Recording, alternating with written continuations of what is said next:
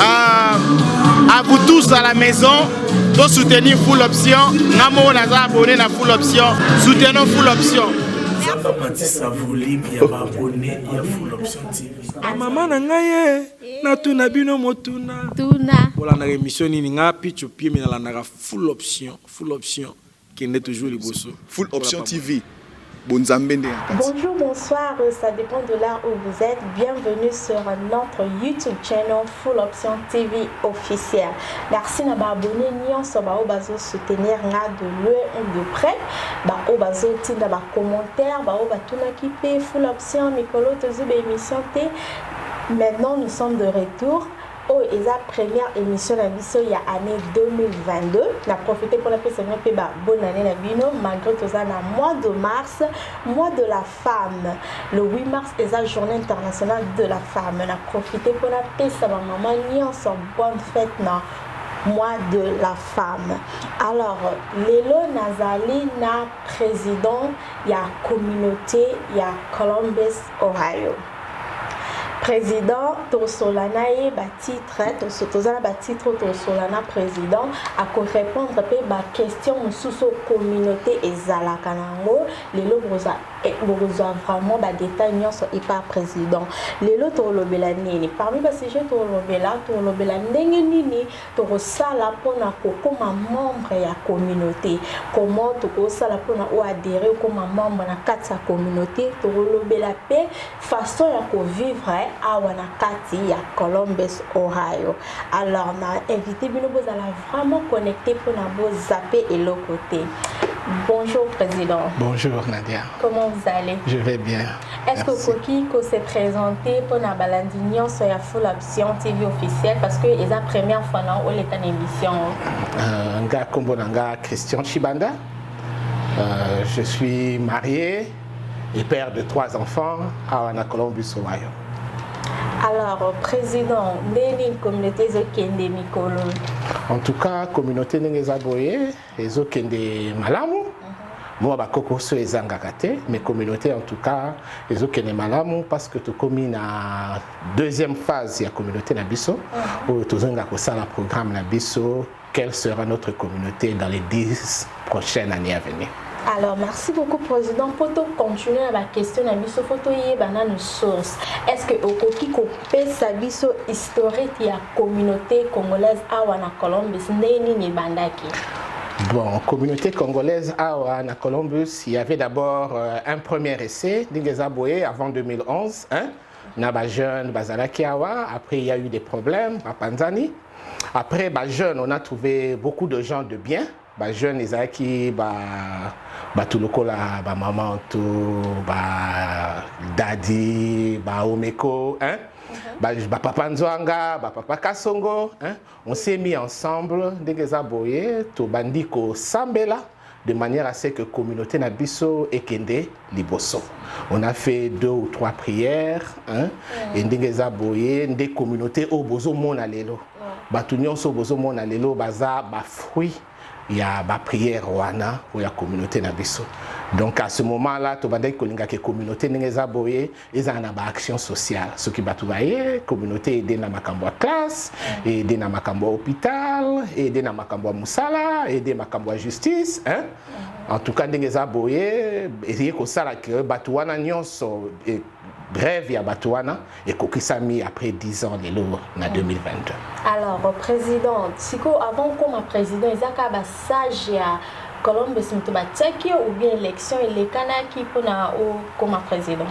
En tout cas, tout ça qui est élection, à ce moment-là, Natangouana, tout ça qui 200 Congolais dans la ville à Columbus et les bateaux va participer qui na adultes va participer qui 178.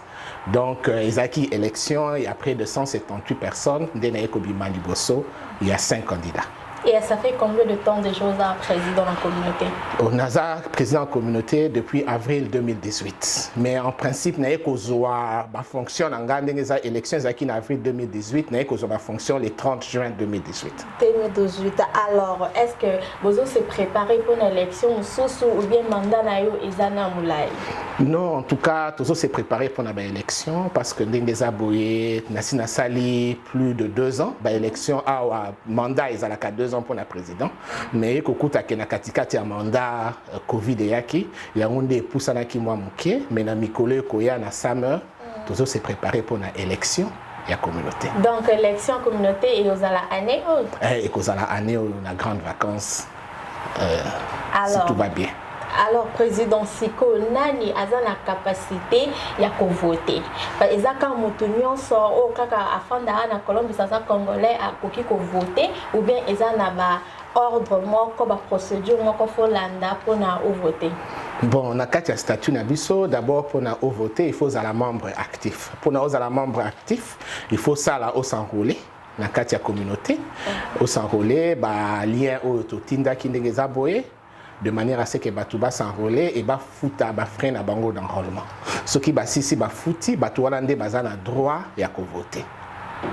Alors, président Tcholobelo, comme membre actif, donc pour la cause de la membre active, il faut au salané. Membre actif, il faut remplir chaque année formulaire nayo il y a qui membre et puis au futa nani droit nayo ba cotisation nayo aux ala en règle. Année yo ba cotisation ezali $50. To kiti saki ndenge zaki boy libosé zaki 60 $50 wana to kiti si tolobi ke eza $1 chaque semaine.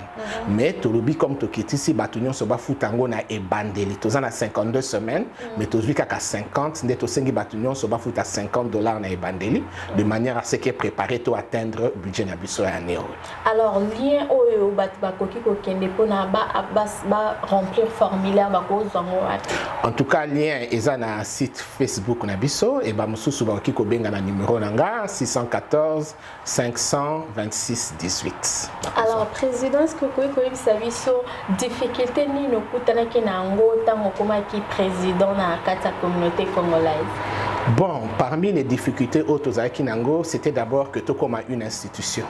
De manière à ce que batu o soki baye to zalato pesa bango to aider bango ba accéder na ba service social, ba service et éducation, hein, ba service de santé au to zalango la katia communauté. Mais on avait eu un groupe de jeunes et des membres très actifs et ya ba âge nyonso, ba papa Nzwanga, ba papa Issa, hein, ba jeune lokola ba Dadi, ba Omeko, ba Serge, hein, des akis Botovandaki et avec l'aide de toutes ces personnes là de to komi lelo ndenge za boye to komi ko assurer pratiquement 95% ya ba service oyo et l'état et pesaka.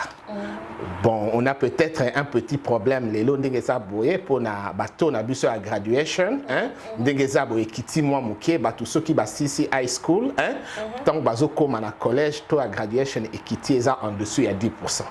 Donc place wana ba problème tout ça nango et puis ba problème à Covid, hein, ndenge za on a eu des difficultés à ko atteindre bato. Alors président ezapena bato ba membre mususu bazo ko complain ba lo ba communauté sunga ba ngote communauté lukaraté place bazali ndetina pesa exemple bato bazo ya sika katina Columbus awa bazo complain ba eli président te mutute akoyi ko yamba bango ko lo bani pona situation. En tout cas oui, plaintes wana comme la kibiso, ce sont des plaintes normales et la plupart ya bato wana ba yena tangwa Covid. Ezaki na tango bazo pekisa ba attroupement. Or ba manière na biso ya ko accueillir ya okuta na contact ya bato to anticiper ka Covid te. Yangonde ezaboye, on a pris des décisions de manière à ce que ndenge ezaboye to atteindre bato wana nyonso au niveau des églises et au niveau ya ba communauté na bango, place bazali na ba ville na bango de manière à ce que ba yeba place communauté. Mais loko nyonso na koloba que soki okomi na ville moko na États-Unis ba communauté presque nyonso eza na site Facebook. Donc au komuana otangi communauté congolaise ya Columbus Ohio okomona okozwa ba coordonnées nyonso ya président ne ba membre. Donc so ba keka na Facebook ba beti communauté congolaise ya Columbus mbamoko ekobima batindi bakika tindi mukanda to ba bengi to ko répondre ndenge za boye. Et puis bon, on a eu quand même par les 2 dernières années, communauté Nabiso et Poussaneming. C'était une communauté, Nengezaki Boetan Nazaki voté, 200 et quelques membres. Les Londres Toza Boeto comme une communauté à 4000 membres. Wow. Donc Nengeza Boé, ils ont vraiment challenge Moko O Nengeza Boé, Tozo appliqué, Tozo adapté ma service pour nato atteindre Batumios. En président le but bah service ni niveau dans la communauté par exemple service ni nos communautés en tout cas bah service ndengeza boye to edaka batu ndengeza boye pour na ko remplir gratuitement bah service na biso nyo c'est zaka gratuit par exemple bah application à musala ko aider ko remplir bah application ya classe ce que vous que des classes ko aider ko remplir pour na financial aid pour na ba hôpital ndengeza boye ba ndeko mususu bazaka na ba problème na ba misala tango ba bengi bango ko aider ndengeza boye ba yela kisa bango ndenge ya ko défendre ceux qui ba bengi bango na musala bazana problème na manager et ba mususu pe omoni akoti na musala zo e ba ndenge ni ya ko sala musala te to lukaka batu na kati ya communauté place wana o ba koki ko lakisa ye ndenge nini akoki kosala musala donc ba misala eza mingi batu mususu pe na makambo ya justice ko lakisaka ye ke mutu ndenge yawa il faut au foot à ticket, bah foot à ticket place nini ceux qui va payer sur ndenge nini il faut se comporter na policier et à quel moment tu dois payer tes taxes. Alors président, est-ce que na parmi ba service soit na communauté et kokipe ko landela moto soit za na problème na code tu bien ba kangi moto na jail communauté eza na capacité na peut-être ya ko sunga moto pa bima na prison. En tout cas ndengeza boye la plupart des gens au besoin qui problème na justice ndengeza ki boye c'est à ce moment là ba benga ki communauté tozala kana contact to benga ka police to la kisaka bango nzela nini et s'il faut même que ndengeza boye to lukela yo interprète to la kisayo ndenge système a ezali tous ces services là on les a ezaka ke ba benga président ndengeza boye ba service wana nyo ezali. Alors pour nous à bénéficier de nos services voilà nous ça kosunga il faut kaka za la membre actif bien ceux qui mtazani membre activité à koki peut-être que moi beaucoup plus moi grâce wana ya ko bénéficier na quelques services ou bien ka faut za la membre. En tout cas de par ba statut na biso kaka ba membre actif nde ba oki ko bénéficier na ba service ya communauté gratuitement. Alors, président, est-ce que vous connaissez le bilan de la communauté pour l'année 2022? En tout cas, bilan de la communauté, c'est un bilan parce que qu'est-ce qu'il y a? Nous avons eu à peu près, on a fonctionné avec les cotisations de 80 personnes. Le budget annuel il y a année passée, c'est 32 000, 31 000. Hein? Et on a utilisé 28 000 $ pour aider Batou, Nakokunda, Batou Bazaki n'a pas de problème. Hein? Et donc, notre communauté, je remercie beaucoup tous ces gens qui ont contribué parce que ce n'est pas facile. Hein? Et ça, au moins, communauté n'a pas comme il est là pour la cotisation, il y a des retraités, il y a des mamans, il y a des kambongo mingite.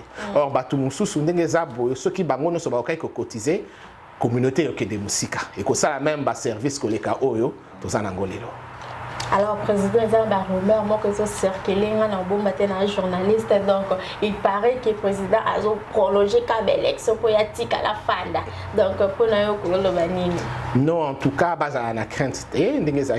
On a organisé la plupart des réunions l'année passée pour nous les élections, il faut ça dans de bonnes conditions. Hein? Covid et ça, parce que les élections, ce que ça les mis président Oyakoya a causé la légitimité à malamu mingite.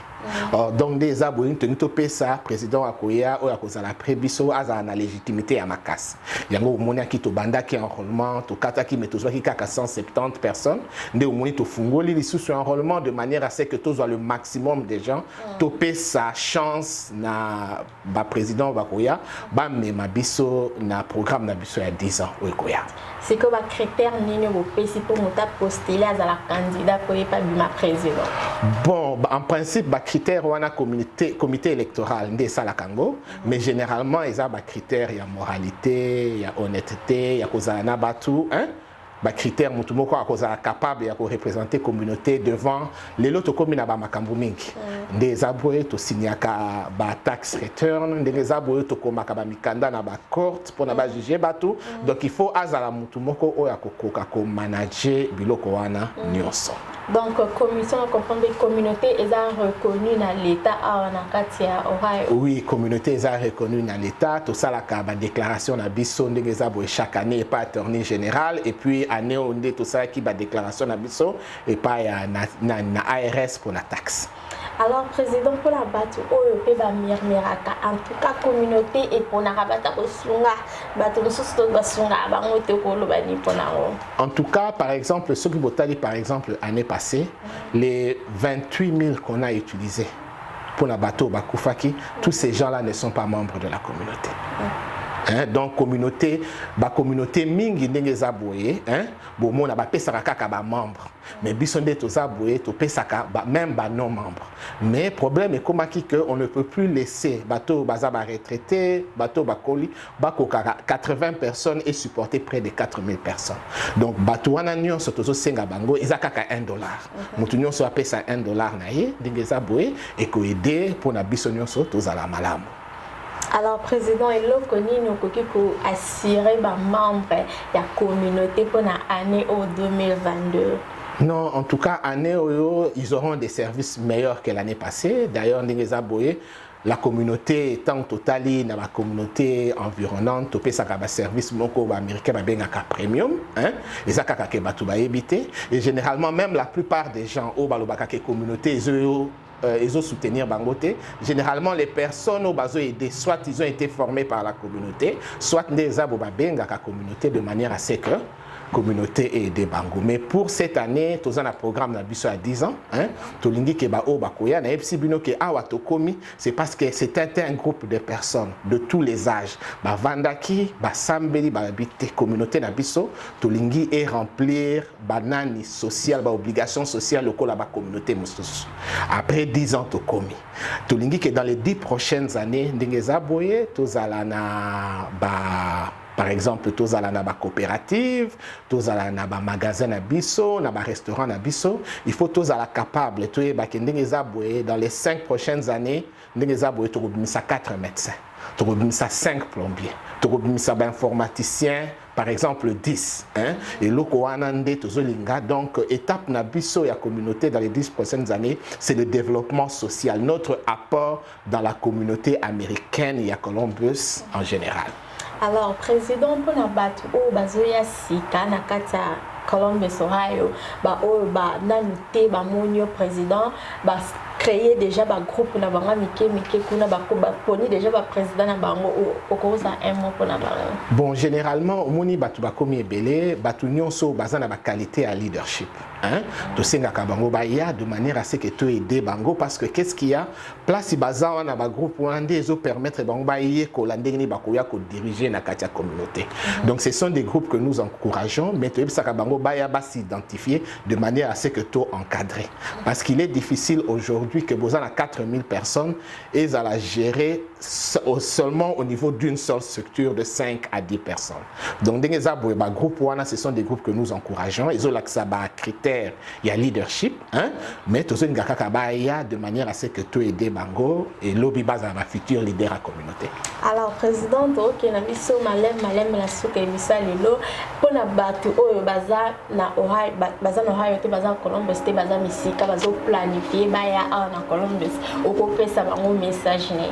En tout cas, na koyebisa bandeko baya, la ville elle est bonne, ndengeza boye, la communauté, les membres sont très très solidaire, baza accueillant et Misaleza Ebele, c'est l'une des meilleures villes nakati aux États-Unis.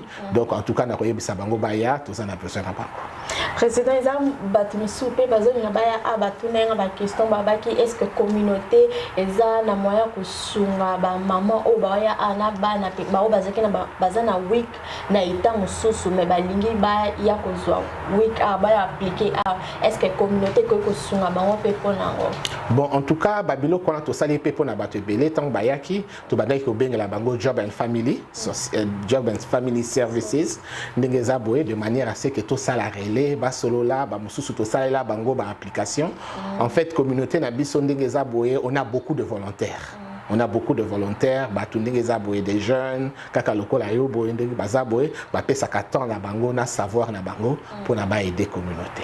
Batum soupe bazo tourner est-ce que ça facile pour la monter sur food stamp en Ohio bien cause week est ça facile. Bon, en tout cas, na yebi ke ba critères ezalaka presque ndenge moko, eza ba critères, batu ya job and family balanda ba critères à loi. Ce qui banani wana nyon c'est coquille, je ne vois pas pourquoi ba ko boya ko pesa bango. Alors, président, comme la seule émission, est-ce que vous avez un mois pour une émission au Full Option TV officielle et en tout cas, il y a une émission comme Alamu, Tomesani, Tomoni Yangoning et Zokende, Tozo Senga Kendeng et Zaboye, Nabande Kumususu Boko l'une des grandes chaînes où il y a Bisso, la représentativité de Bisso à Congolais, non seulement dans Katia Ohio, mais dans Katia États-Unis, Mobimba. Alors, message à ceux qui ont la communauté Mobimba à Columbus. En tout cas, Tozo Senga, Tozo a besoin, il y a batunion sur la bonne volonté, Ndegeza Boubaya. Baya tout préparé programme la Bisso il y a 10 prochaines années. En tout cas, tous a besoin de maintenir sur la bonne volonté parce que tout lingi tout déjà par exemple que dans 5 ans tu as un médecin moko. Mais tu as la capacité de tu as 4 informaticiens, tu as au moins 5 plombiers, tu as 7 électriciens. Donc, nous avons sa bonne volonté, communauté na biso comme lokola parce que aussi ici volet social. Si quoi comme un volet économique, to comme lokola ba communauté mususu, ya ba somalien, ya ba ghanéen, ne to senga batwa nyonso ba ya de manière à ce que to tchaba fondement pour les 10 prochaines années.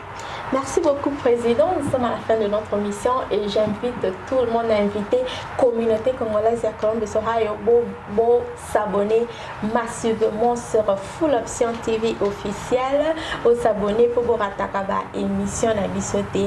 Merci beaucoup. On a profité pour le mois de mars. On a fait Sambo, la maman, sa communauté congolaise. Là, je vois maman Martine, je vois maman Zanda, maman Blanche, maman Pauline. Vous êtes tellement nombreux. Tout le moment de la communauté congolaise à Nakasa Columbus n'a pas suivi nos bonne fête. En tout cas, on a profité, on a fait ça maman Nyonso et à Columbus, maman Martine, maman Issa, maman Georgette Kassongo, maman Nyonso à East, maman Nyonso à Nord. En tout cas, bonne fête de la femme. Nous avons profité de ça. Maman Zwanga, d'apprécier bonne fête et à tout le moment, bonne fête. Et on se retrouve au prochain numéro. Au revoir.